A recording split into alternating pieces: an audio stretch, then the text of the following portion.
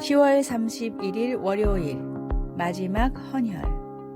호주에 사는 한 고령의 노인이 병원을 찾아 헌혈을 했습니다. 헌혈을 마친 노인이 병원을 나서자 무수히 많은 사람들이 꽃다발을 들고 기다리고 있었습니다. 사람들은 노인을 향해 열렬한 환호와 박수를 보내며 살려줘서 고맙습니다 라고 인사를 했습니다. 축하의 주인공인 해리스는 60년 전 우연히 수술을 받다가 자신에게 RH병을 치료할 수 있는 항체가 있다는 사실을 알게 됐습니다. 의사들은 희귀 항체를 가진 해리슨에게 놀라움을 금치 못했습니다. RH병은 산모의 혈액이 태아를 공격하는 희귀병인데 해리슨의 피로 이 병을 고칠 백신을 만들 수 있었습니다. 자신의 헌혈로 사람을 살릴 수 있다는 걸 알게 된 해리슨은 이후 2주마다 한 번도 거리지 않고 60년간 헌혈을 했습니다. 1173번의 헌혈을 통해 200만 명을 살린 해리슨은 81세가 되면서 호주법으로 더 이상 헌혈을 할 수가 없었습니다. 그래서 마지막 헌혈을 하던 날에 그동안 해리슨에게 도움을 받은 많은 부모와 자녀들이 병원으로 찾아와 감사를 표현한 것이었습니다. 한 사람의 삶이 수백만 명에게 생명을 선물로 줬듯이 예수님의 보혈로 모든 사람들이 구원받을 수 있습니다. 분명하고 유일한 진리이고 영원한 생명을 주는 예수님의 보혈을 세상에 힘써 전하십시오. 오늘의 말씀. 우리는 그리스도 안에서 그의 은혜의 풍성함을 따라 그의 피로 말미암아 속량 곧 죄사함을 받았느니라. 에베소서 1장 7절. 오늘의 찬송 197장 은혜가 풍성한 하나님은. 오늘의 만나 나에게 주어진 것으로 영원한 생명을 주는 주님의 복음을 전하는 기회로 사용합시다.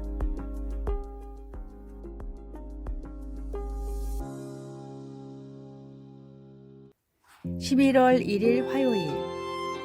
다 알아요. 5살짜리 아이는 모든 걸 다 안다고 주장하며 우리에게 웃음을 줍니다.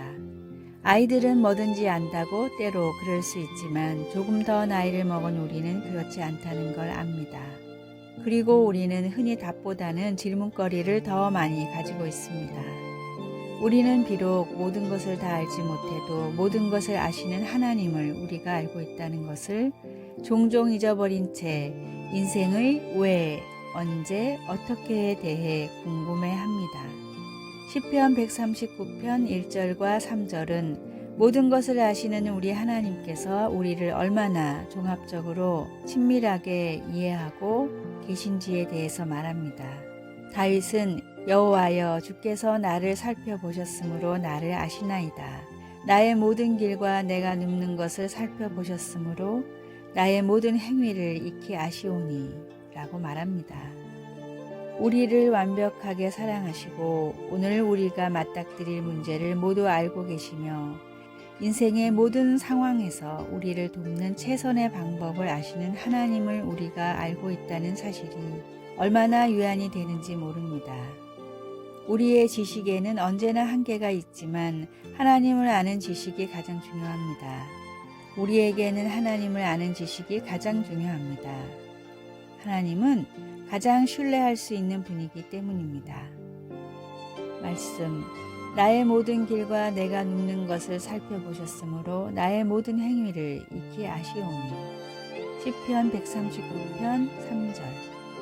찬송 407장 구주와 함께 나 죽었으니. 기도. 저에 대한 모든 것을 또 제게 필요한 모든 것을 아시는 주님 감사합니다. 아멘.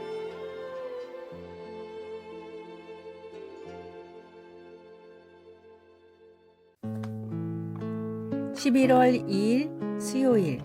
소중한 두 샘물. 인접한 산속에 물이 귀한 두 마을이 있었습니다. 두 마을에는 소중한 샘물이 하나씩 있었는데 한 마을은 샘물을 누구나 마음껏 사용할 수 있었지만 다른 마을은 정해진 양만큼 사용할 수 있었습니다. 마음껏 물이 있는 마을 사람들은 물이 사람을 위해 있는 것이기 때문에 있을 때 잘 써야 한다고 생각했지만 정해진 양만 쓰는 마을 사람들은 언제 떨어질지 모르는 소중한 물이기 때문에 조금이라도 오래 쓰려면 아껴야 한다고 생각했습니다. 심지어는 샘물을 지키기 위해 다 같이 물을 안 쓰는 날까지 만들었습니다. 그러나 이런 노력에도 불구하고 샘물을 아껴 쓴 마을의 샘이 더 빨리 말라버렸고 마음껏 사용한 마을은 오히려 샘물이 그대로였습니다.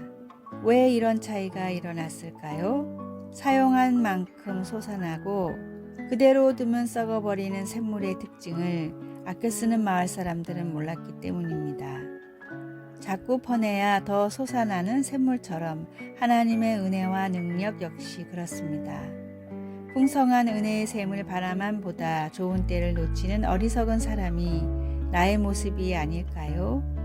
더 바라는 믿음과 기도의 강구함으로 다함이 없는 샘물 같은 하나님의 능력을 넘치도록 누리십시오. 오늘의 말씀.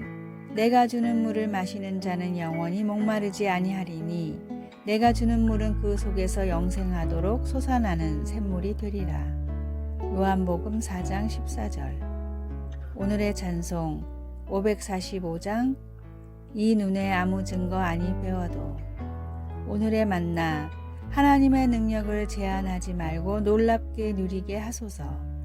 다함이 없는 주님의 능력에 필요한 것을 기도로 구합시다.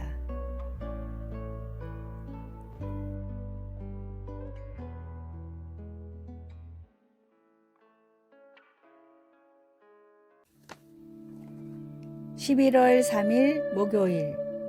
멍게의 운명이 아닌 성장으로. 멍게는 특이한 생명체입니다. 바위와 조개 껍질에 붙어 있는 멍게는 마치 부드러운 플라스틱 장난감처럼 보이기도 합니다. 멍게는 활발했던 어릴 때와는 달리 흐르는 물에서 영양분을 섭취하면서 수동적인 생활을 합니다. 멍게는 먹이를 찾고 자신을 보호하는 기능을 하는 원시적인 척수와 두뇌를 갖춘 올챙이 같은 모습으로 삶을 시작합니다. 어렸을 때는 바다를 탐색하며 시간을 보내지만 성체에 이르면 변화가 일어나 바위에 달라붙어서 탐색과 성장을 멈추어 버립니다. 그리고 자신의 뇌를 먹어치우는 섬뜩한 반전을 보여줍니다. 척추도 없이 생각도 없이 수동적으로 물결에 따라 사는 멍게. 베드로 사도는 우리에게 그런 멍게의 운명을 쫓지 말라고 권면합니다. 우리는 성장하도록 부르심을 받았고 그것은 곧 하나님의 성품에 참여하는 것을 의미합니다. 성장은 곧 정신적으로는 그리스도를 아는 지식을, 영적으로는 덕과 인내 그리고 절제의 모습을, 실제 삶에서는 서로 사랑하고 대접하며 각각 은사를 받은 대로 봉사하는 것을 더해 가는 것입니다. 베드로는 이 같은 성장을 통해 우리가 게으르지 않고 열매 없는 삶을 살지 않을 거라고 말합니다. 이 성장회로의 부르심은 10대뿐 아니라 70세의 사람에게도 똑같이 아주 중요합니다. 하나님의 성품은 바다처럼 광대한데 우리는 고작 몇 미터 밖에 나아가지 못했습니다. 하나님의 끝없는 성품을 탐구하며 새로운 영적 모험을 떠나 보십시오. 배우고 섬기며 위험을 감수해 내십시오. 성장하십시오. 말씀. 이런 것이 너희에게 있어 흡족한즉 너희로 게으르지 않고 열매 없는 자가 되지 않게 하려니와. 베드로후서 1장 8절. 찬송 453장 예수 더 알기 원하네. 기도. 하나님 아버지, 매일 주님을 더 닮아가려는 열정을 저에게 주소서. 예수님의 이름으로 기도드립니다. 아멘.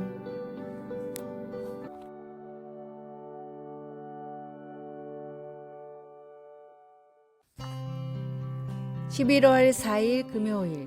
대나무 주사위의 메시지. 조선시대 선비들에게는 의기라는 중국 문화가 유행했습니다. 물컵처럼 생겼지만 정작 물을 부으면 쏟아져 버려 마실 수 없는 쓸모없는 컵인데 이 컵 주변에 청빈, 안분과 같은 분자의 교훈을 적어 부와 명예 같은 것들은 컵으로 빠져나가는 물과 같이 쓸모없는 것이며 정말 중요한 것을 잊지 말라는 일종의 교육용 도구였습니다. 의기 중 가장 유명한 것은 7개의 면이 있는 대나무 주사위였는데 각각의 면에는 다음의 교훈이 새겨져 있었습니다. 첫 번째, 매일 3번 감사의 말을 하라. 두 번째, 홧김에 나오는 말을 3번 참아라. 세 번째, 남을 3번 칭찬하라. 네 번째, 내 잘못을 3번 인정하라. 다섯 번째, 실수해도 3번만 꾸짖지 마라. 여섯 번째, 남이 잘못해도 3번만 탓하지 마라. 일곱 번째, 남의 흠을 3번만 헐뜯지 마라.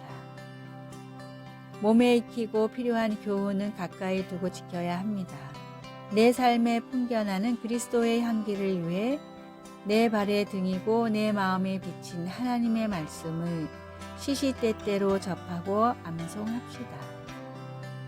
오늘의 말씀, 주의 말씀대로 나를 붙들어 살게 하시고 내 소망이 부끄럽지 않게 하소서. 시편 119편 116절. 오늘의 찬송 201장 참 사람 되신 말씀. 오늘의 만나, 주님의 말씀을 내 삶에 더 가까이 두게 하소서. 가장 자주 쓰는 스마트폰을 볼 때마다 말씀을 한 구절씩 묵상합시다.